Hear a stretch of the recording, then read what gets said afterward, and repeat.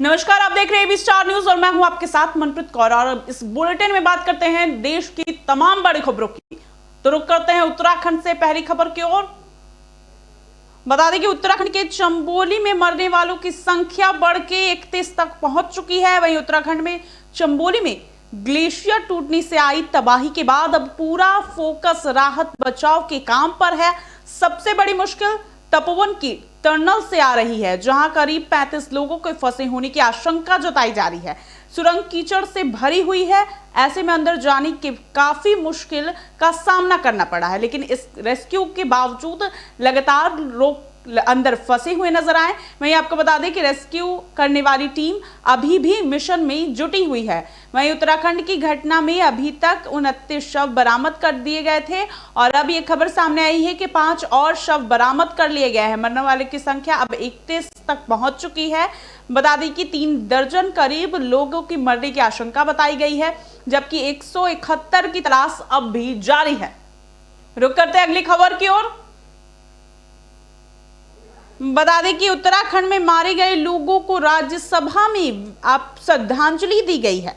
बता दें कि गृह मंत्री बोले सरकार कर रही है हर मदद। उत्तराखंड में चंबोली जिले के ग्लेशियर टूटने के आई सैलाब से बड़ा नुकसान किया है।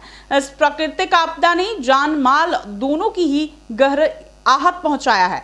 इसी दौरान राज्य सरकार से लेकर केंद्र सरकार तक इस घटना के बाद पूरी सक्रियता के साथ राहत व बचाव कार्य में जुटी हुई है। उसी दौरान इस घटना पर आज केंद्रीय गृह मंत्री अमित शाह ने बयान दिया। अमित शाह ने कहा कि उत्तराखंड सरकार ने बताया है कि बाढ़ से निचले क्षेत्र में अब कोई खतरा नहीं है, साथ ही साथ जलस्तर में भी कमी आ गई है। वहीं केंद्रीय और राज्य के एजेंसियां हालत पर नजर बनाए हुए दिखाई दी। और दुर्भाग्यपूर्ण घटना का ब्यौरा मेरे स्टेटमेंट के द्वारा सदन के समक्ष रखने के लिए मैं खड़ा हुआ हूं। दिनांक 7/2/21 को सुबह लगभग 10 बजे उत्तराखंड के चमोली जिले में अलकनंदा की एक सहायक नदी ऋषिगंगा नदी के ऊपरी जलग्रहण क्षेत्र में एक हिमस्खलन की घटना घटी, जिसके कारण ऋषिगंगा नदी के अभी भी रहेंगे आजाद जी। ऋषिगंगा नदी के जलस्तर में अचानक काफी वृद्धि हो गई। ऋषिगंगा नदी के जलस्तर में वृद्धि के कारण आई बाढ़ से 13.2 मेगावाट की कार्यरत छोटी जल विद्युत परियोजना पूरी बह गई। इस अचानक आई बाढ़ ने निचले क्षेत्र में तपोवन में धौलीगंगा नदी पर स्थित एनटीपीसी की निर्माणाधीन 520 मेगावाट की जल विद्युत परियोजना को भी नुकसान पहुंचाया है।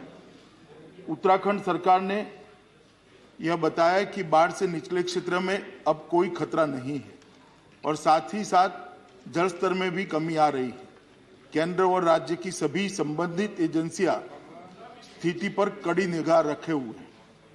7 फरवरी 2021 के उपग्रह डेटा के अनुसार ऋषिगंगा नदी के जलग्रहण क्षेत्र में समुद्र तल से लगभग 5600 मीटर ऊपर स्थित ग्लेशियर के मुहाने पर हिमस्खलन हुआ, जो कि लगभग 14 वर्ग किलोमीटर क्षेत्र जितना बड़ा था, जिसके कारण ऋषिगंगा नदी के निचले क्षेत्र में फ्लैश फ्लड की स्थिति बन गई। उत्तराखंड सरकार से प्राप्त सूचनाओं के अनुसार अभी तक 20 लोगों की जानें जा चुकी हैं। ये आंकड़ा महोदय मैं थोड़ी स्पष्टता करना चाहूँ तो कल शाम 5 बजे तक का है, वो बदलता रहता है, और 6 लोग घायल हैं। प्राप्त जानकारी के अनुसार 197 व्यक्ति लापता है, जिसमें एनटीपीसी के निर्माणाधीन परियोजना के 139 व्यक्ति, ऋषिगंगा कार्यरत परियोजना के 46 व्यक्ति और 12 ग्रामीण शामिल है।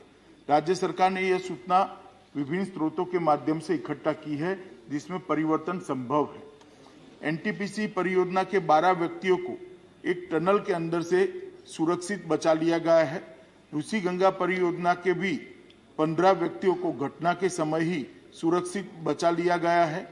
एनटीपीसी परियोजना की एक दूसरी टनल में लगभग अंदाजन 25 से 35 लोग फंसे होने का अनुमान लगाया जा रहा है। इस टनल में फंसे हुए लोगों को सुरक्षित निकालने हेतु बचाव अभियान युद्ध स्तर पर जारी है। साथ ही साथ लापता व्यक्तियों को ढूंढने का कार्य भी बड़े पैमाने पर किया जा रहा है। राज्य सरकार ने जान गंवाने वालों के परिजनों के लिए 4 लाख रुपए की सहायता की घोषणा की है। घटनास्थल के नजदीक 13 छोटे गांव से एक पुल बह जाने के कारण संपर्क बिल्कुल कट गया है। इन गांवों के लिए रसद और जरूरी मेडिकल सामान हेलीकॉप्टर के द्वारा लगातार पहुंचाया जा रहा है। केंद्र सरकार द्वारा स्थिति को 24 घंटे उच्चतम स्तर पर निगरानी की जा रही है। माननीय प्रधानमंत्री जी स्वयं स्थिति पर गहरी निगाह रखे हुए हैं। गृह मंत्रालय के दोनों कंट्रोल रूम द्वारा स्थिति पर 24 घंटे नजर रखी जा रही है और राज्य को हर संभव सहायता मुहैया कराई जा रही है। विद्युत मंत्रालय के माननीय राज्य मंत्री ने घटनास्थल का दौरा किया और चल रहे राहत एवं बचाव कार्य का भी जायजा लिया है। आईटीबीपी ने अपना कंट्रोल रूम वहां स्थापित कर लिया है और उनके 450 जवान सभी जरूरी साजो सामान के साथ घटनास्थल पर राहत और बचाव अभियान में लगे हुए हैं। एनडीआरएफ की 5 टीमें घटनास्थल पर पहुंच चुकी है और राहत और बचाव अभियान में लगी हुई है। आर्मी की 8 टीमें, जिसमें एक इंजीनियरिंग टास्क फोर्स भी शामिल है, घटनास्थल पर बचाव कार्य कर रहा है। एक मेडिकल कॉलम और 2 एम्बुलेंस भी घटनास्थल पर तैनात है। नेवी की एक गोताखोर टीम भी घटनास्थल पर तैनात की गई है। एयरफोर्स के 5 हेलीकॉप्टरों को भी इस कार्य में लगाया गया है। जोशीमठ में भी प्रशासन द्वारा एक कंट्रोल रूम स्थापित किया गया है। घटनास्थल पर विपरीत परिस्थिति में भी घटना के बाद से ही लगातार राहत और बचाव कार्य तुरंत शुरू कर दिया गया था। टनल में फंसे लोगों को बाहर निकालने के लिए रात भर के अथक प्रयास के बाद आर्मी द्वारा टनल के मुंह पर पड़े मलबे को साफ कर लिया गया है। काफी अंदर तक हमारे लोग गए हैं। केंद्रीय जल आयोग के जो कर्मचारी अलकनंदा और गंगा बेसिन हरिद्वार तक में कार्यरत है, उनको भी अलर्ट पर रखा गया है। सशस्त्र सीमा बल की एक टीम भी घटनास्थल पर पहुंच चुकी है। डीआरडीओ की एक टीम हिमस्खलन की निगरानी करती है। घटनास्थल पर वो भी पहुंच चुकी है। एनटीपीसी के सीएमडी भी घटनास्थल पर पहुंच चुके हैं। नेशनल क्राइसिस मैनेजमेंट कमेटी की मीटिंग 7 फरवरी को ही 4:30 बजे कैबिनेट सचिव की अध्यक्षता में हुई, जिसमें सभी संबंधित एजेंसियों को समन्वय के साथ काम करने और राज्य प्रशासन को सभी जरूरी सहायता उपलब्ध कराने के निर्देश दे दिए गए हैं। केंद्रीय एजेंसियों के साथ साथ जिला प्रशासन, पुलिस और राज्य आपदा प्रबंधन विभाग भी राहत और बचाव कार्य में जुटे हैं। एसडीआरएफ की 2 टीमें भी राहत में और बचाव में कार्यरत है। राज्य स्वास्थ्य विभाग की 7 टीमें, 8 एम्बुलेंस मुख्य स्वास्थ्य अधिकारी के साथ मौके पर मौजूद है। इसके अतिरिक्त राज्य सरकार ने 5 हेलीकॉप्टरों को भी बचाव कार्यों के लिए तैनात किया हुआ है। घटना के बाद सभी जगह बिजली की बहाली लगभग कर दी गई है। बीआरओ और राज्य पीडब्ल्यूडी द्वारा 5 पूर्ण रूप से टूटे हुए पुलों की मरम्मत शुरू की जा चुकी है। मैं यहाँ ये भी बताना चाहूँगा कि वित्त वर्ष 2021 में राज्य आपदा जोखिम प्रबंधन कोष एसडीआरएमएफ से लगभग 1041 करोड़ रुपये उत्तराखंड के लिए आवंटित किए गए हैं, जिसमें केंद्रीय की प्रथम किस्त ऑलरेडी 468 करोड़ रुपए की राशि राज्य को जारी की जा चुकी है। मैं सदन को केंद्र सरकार की ओर से यह आश्वस्त करना चाहता हूं कि राहत और बचाव कार्य के लिए सभी संभव उपाय राज्य सरकार के साथ। रुक करते अगली खबर की ओर। खबर यूपी के चंदौली से सामने आई है। बता दें कि यूपी के चंदौली में जनपद के लाल पंकज पांडे भी लापता हैं। वहीं परिजनों में कोहराम मच चुका है। खबर यूपी के चंदौली जनपद से है। भले ही उत्तराखंड में जल प्रलय की घटना हो गई है तथा उत्तराखंड में भारी तबाही मची हुई है, लेकिन उसका असर देश भर में अलग अलग हिस्सों में देखने को मिल रहा है। इस हादसे के बाद चंदौली जनपद के लाल पंकज पांडे लापता हैं। वहीं जानकारी के अनुसार परिजनों में कोहराम मच चुका है। बता दें कि लापता युवक के परिजन उत्तराखंड के लिए रवाना हुए थे। आपको बता दें, यह तस्वीरें हम आपको जो दिखा रहे हैं, ये चंबोली हादसे में लापता पंकज के घर की हैं, जहां युवक के परिजन तथा पूरा गांव युवक की सलामती की दुआ करता नजर आ रहा है।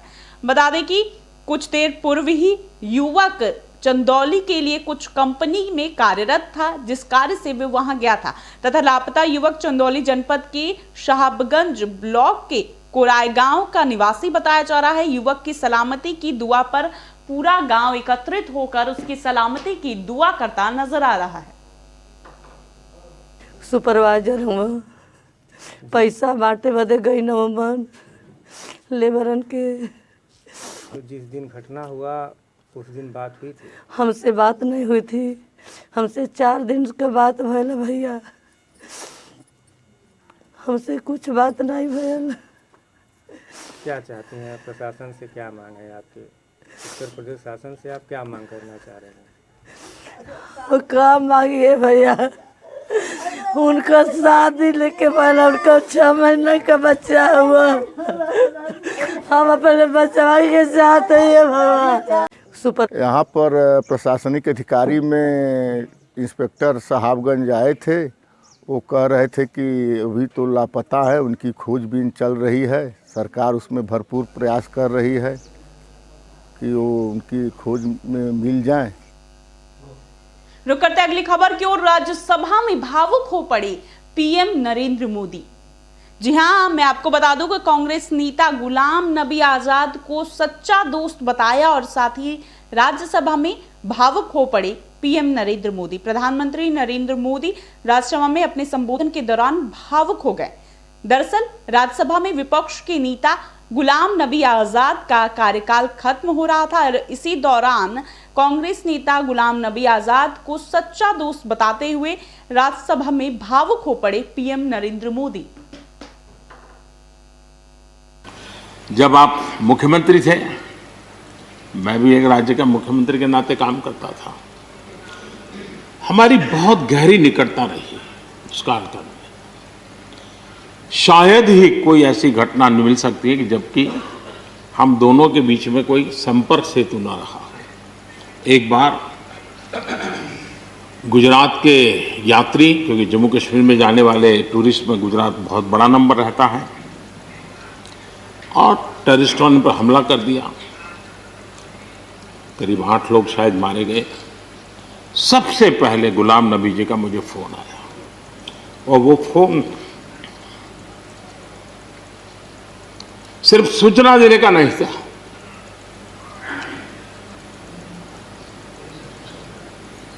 उनके आंसू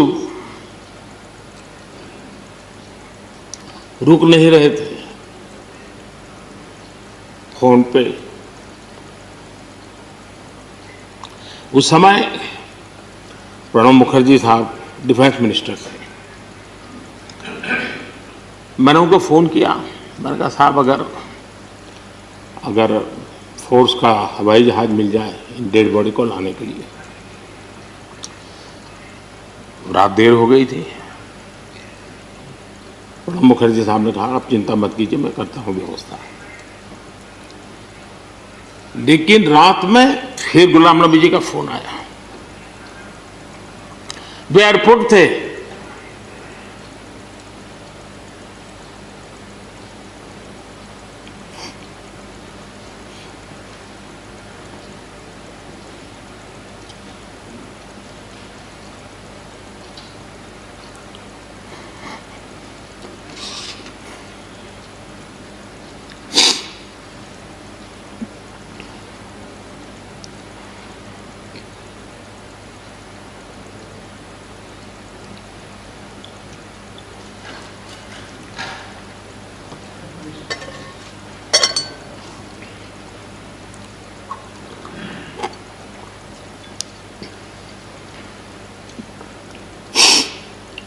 सॉरी, उस रात को एयरपोर्ट से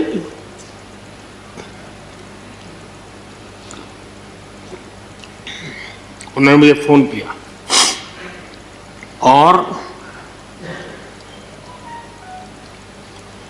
जैसे अपने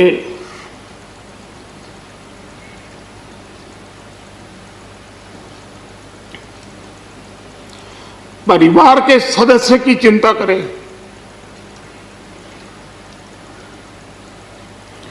वैसी चिंता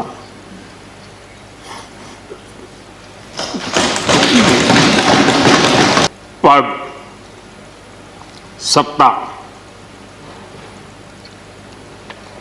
जीवन में आती रहती है, लेकिन उसे कैसे पचाना,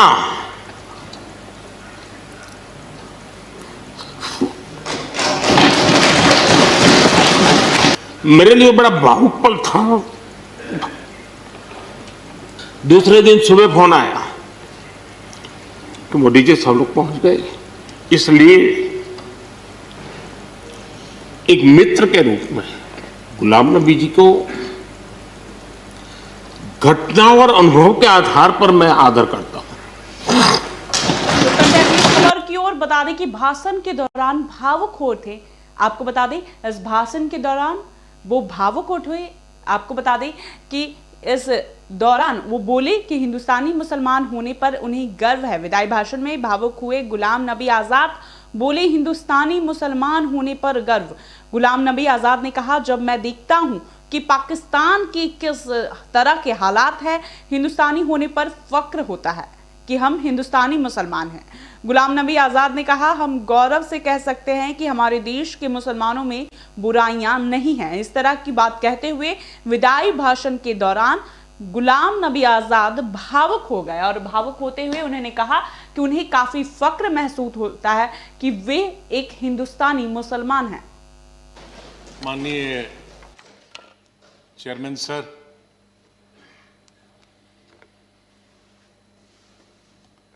आपने, माननीय प्रधानमंत्री जी ने, माननीय डिप्टी चेयरमैन साहब ने और मेरे जितने भी यहाँ साथी हैं, उस तरफ के या इस तरफ के, सत्ताधारी पार्टी के या विपक्ष के, और विशेष रूप से आपने और माननीय प्रधानमंत्री जी ने जिस तरह से भावुक होकर मेरे बारे में कुछ शब्द बताए, मैं बड़ी सोच में पड़ गया कि क्या कहूं।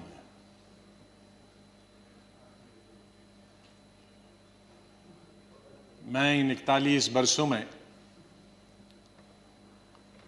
जो मेरा लेजिस्लेटिव कैरियर रहा, 28 साल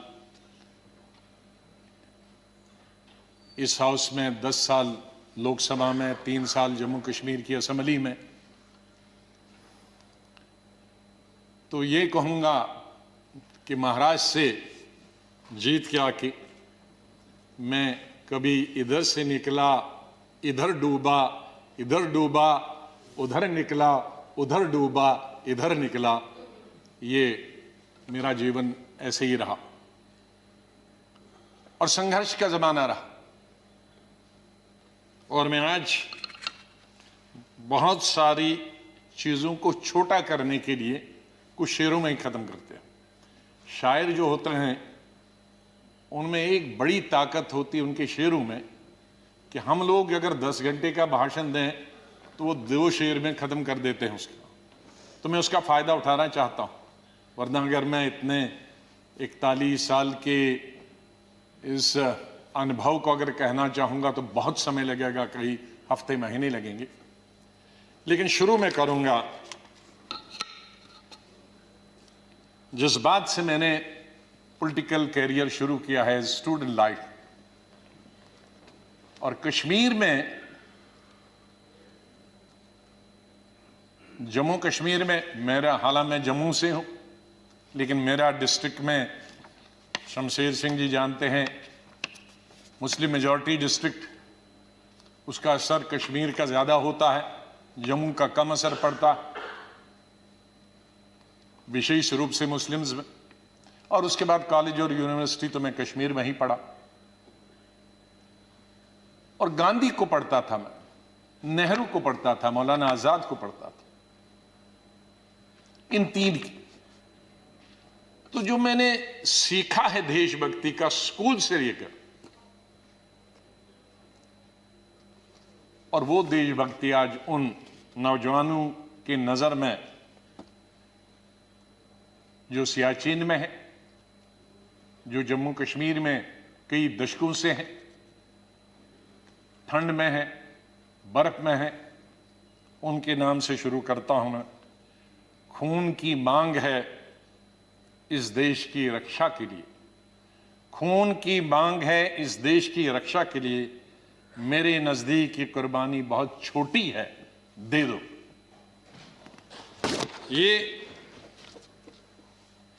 ये मेरे मन में बचपन से और स्कूल से ये बात रही कि हम बड़े खुशकिस्मत हैं, जन्नत हिंदुस्तान ही। मैं तो आजादी के बाद पैदा हुआ, लेकिन आज गूगल के जरिए मैं पढ़ता हूं, देखता हूं, सुनता हूं,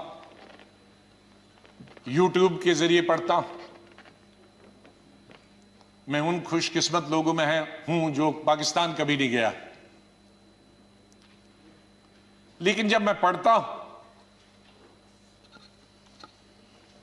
कि वहां किस तरह के हालात हैं पाकिस्तान के अंदर, तो मुझे गौरव महसूस होता है, मुझे फख्र महसूस होता है कि हम हिंदुस्तानी मुसलमान हैं।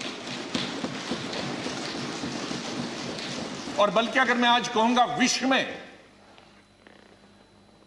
किसी मुसलमान को अगर गौरव होना चाहिए, वो हिंदुस्तान के मुसलमान को गौरव होना चाहिए। हमने इन पिछले 30-35 सालों से अफगानिस्तान से लेकर इराक से लेकर और कुछ सालों पहले से देखे कि किस तरह से मुस्लिम देश खत्म हो जा रहे हैं एक दूसरे के अंदर और एक दूसरे से लड़ाई करते हुए। वहां हिंदू तो नहीं है, वहां कोई क्रिश्चियन तो नहीं है, वहां दूसरा तो नहीं है जो लड़ाई कर रहा है, आपस में लड़ाई कर रहे हैं। और जो कल्चर है, हमदर्द तो लोग पाकिस्तान के बहुत है, सुनने में आया है, मैं कभी गया नहीं। लेकिन जो समाज में बुराइयां हैं, दूसरे मुल्क के बारे में नहीं कहना चाहिए, लेकिन हम गौरव से ये कह सकते हैं कि हमारे मुसलमानों में वो बुराइयां खुदा न करे कि कभी भी लाए। तो आज हम गौरव से ये कह सकते हैं। लेकिन यहां मेजॉरिटी कम्युनिटी को भी 2 कदम आगे बढ़ने की जरूरत है, तभी मेजॉरिटी कम्युनिटी 10 कदम आगे बढ़ी। मेरी हमेशा ये सोच रहेगी, पता नहीं शमशेर सिंह जी ने मेरी कश्मीर की चीफ मिनिस्टर बनने के बाद पहली पब्लिक मीटिंग के बारे में कभी सुना है कि नहीं।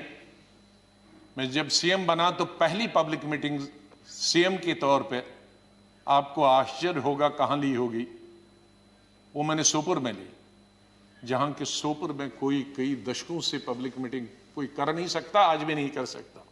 शहर में तो नहीं की, लेकिन उसी कॉन्स्टिट्यूंसी में की जहां गिलानी साहब हैं, जो गिलानी साहब वहां से 3 दफा एमएलए चुन के आए। और उस पब्लिक मीटिंग में मैंने क्या कहा था कि मेरी सरकार जम्मू कश्मीर के लोगों की सरकार होगी, और अगर मेरी सरकार का कोई मंत्री धर्म की बुनियाद पर, मजहब की बुनियाद पर और पार्टी की बुनियाद पर इंसाफ करेगा, तो मुझे शर्म आएगी कि ऐसा मंत्री या ऐसा अफसर मेरे साथ काम कर रहा। तो मैं उसी सोच का हूं। रुक करते अगली खबर की ओर। मंत्रिमंडल में बड़े भाई की भूमिका में नजर आई बीजेपी। बता दें कि नीतीश कैबिनेट में विकास कितना हुआ, किसका चला फॉर्मूला, इस बात की वजह से मंत्रिमंडल में बड़े भाई की भूमिका में नजर आई है बीजेपी। बिहार के राज्यपाल फागू चौहान ने मंगलवार को 17 मंत्रियों को शपथ दिलाई है, जिनमें बीजेपी कोटे से 9 विधायक, जो जेडीयू कोटे से 8 मंत्री बनाए गए हैं। बिहार की नई एनडीए सरकार में बीजेपी के विधायकों की संख्या अधिक है, लिहाजा कैबिनेट में भी बड़े भाई की भूमिका में बीजेपी ही नजर आ रही है।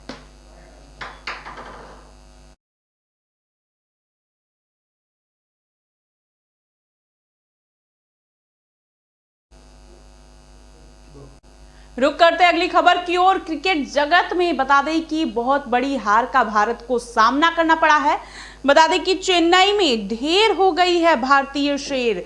इंग्लैंड ने 227 रनों से दी मात। बता दें कि चेन्नई में खेले गए टेस्ट सीरीज के पहले मैच में इंग्लैंड ने भारत को 227 रनों से हरा दिया है। इंग्लैंड ने भारत को 420 रनों का टारगेट दिया था। जवाब में भारतीय टीम ने 190 रनों पर सिमट कर रह गई। वहीं उसकी ओर से कप्तान विराट कोहली ने सबसे ज्यादा 72 रन बनाए। इंग्लैंड की ओर से जैक लीच सबसे सफल गेंदबाज नजर आए, उन्होंने 4 विकेट झटके। और वहीं भारतीय टीम 4 साल बाद अपने ही टेस्ट मैच में हार गई। आपको बता दें, भारतीय टीम 4 साल बाद अपने घर में टेस्ट मैच हार गई। इससे पहले 2017 में ऑस्ट्रेलिया ने उसे हराया था और ये बहुत बड़ी हार, जहां चेन्नई में भारतीय टीम हार चुकी है। इंग्लैंड ने 227 रनों से मात दी है। 4 साल बाद घर में हारा भारत। आपको बता दें, ये बहुत ही बड़ी मात भारत के हाथ लगी है। इस बुलेटिन में अभी के लिए इतना ही। बने रहिए AB स्टार न्यूज के साथ।